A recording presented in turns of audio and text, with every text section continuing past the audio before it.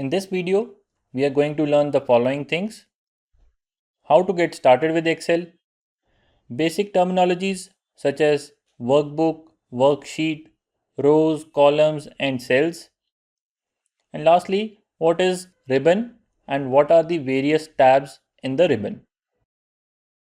So let's start. The first thing we have to do is start Microsoft Excel. To start, it should be installed in your system. If it is not installed, you may need to visit the Microsoft website to download Microsoft Office. If it is installed, you can open Excel by three methods. The first is you go to the Start option and you search for Excel and you click on it. The other option is you use this search tool to look for Excel and click on it. The third option is by right clicking on the desktop, going to New and selecting Microsoft Excel worksheet here.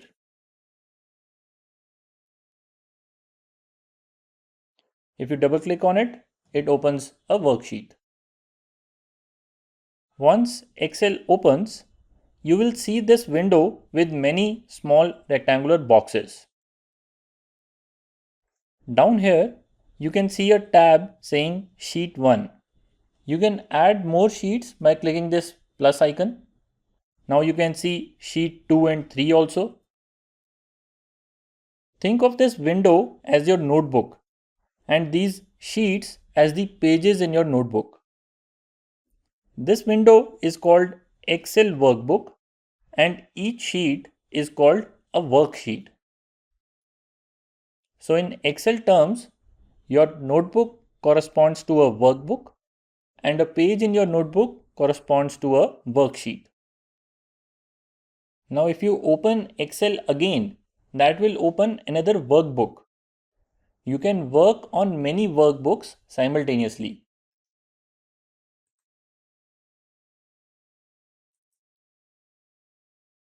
So you can see that I have two workbooks active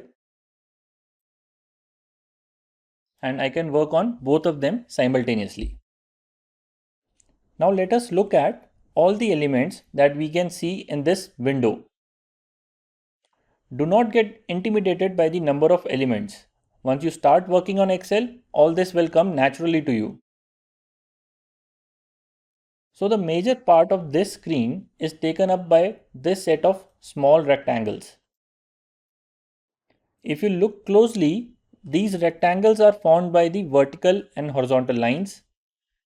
These vertical paths are called columns and each column has an alphabet name. If I click on this letter B, it highlights the column B. In a worksheet, there are 16,384 such columns. Although you do not need to remember this number, but that is the number of columns we have in this worksheet. Similarly, the horizontal paths are called rows and are represented by numbers. If I click 2, the second row will be highlighted. The maximum number of rows in a worksheet is over a million. Now the intersection of the row and the column creates a rectangle. This rectangle is called a cell.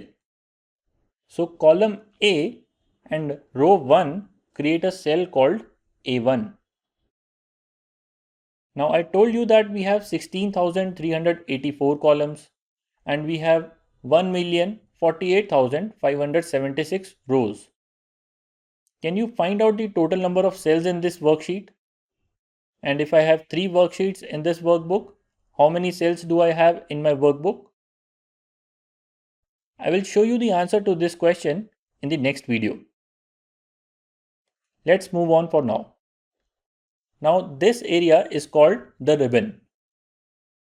Ribbon constitutes all these tabs: Home, Insert, Page Layout, etc. and all the options that you see within each tab. If you do not want to see the options in the tabs, you can collapse the ribbon with this small button. But generally, when I am working on a file, I usually prefer to keep them open. Now remember that all these are tabs except this file button. File button has some other functionalities and we will discuss that later. For now, I will give you a brief overview of these tabs. In the videos to come, we will dive deeper into all the options you see in these tabs. The first tab is the Home tab. You'll probably spend most of your time with the Home tab selected. This tab contains the basic clipboard commands such as cut, copy, paste, formatting commands, styling commands, and commands to insert and delete rows or columns. The second tab is Insert tab. We use this tab to insert elements into a worksheet, elements such as a table, a diagram, a chart, a symbol, and so on.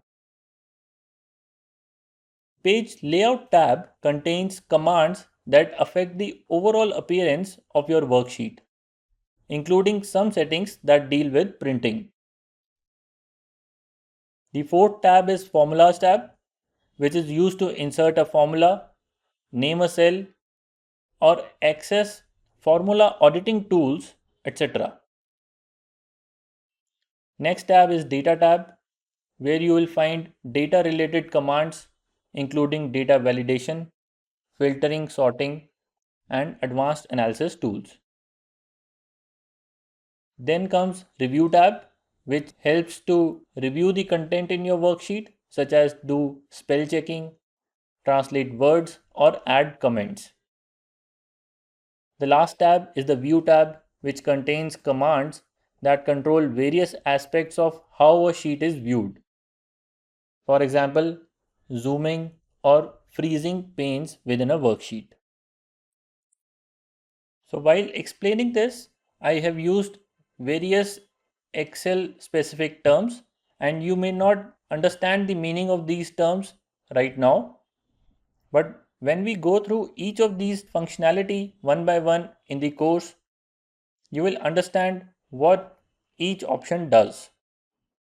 So this might seem like a lot, but trust me, we will go step by step, and when you see the examples of how all these are used, you will realize that Excel is very simple and very powerful tool, which is why it is very popular in businesses. In the next video, we are going to see how to enter data and formula in these cells.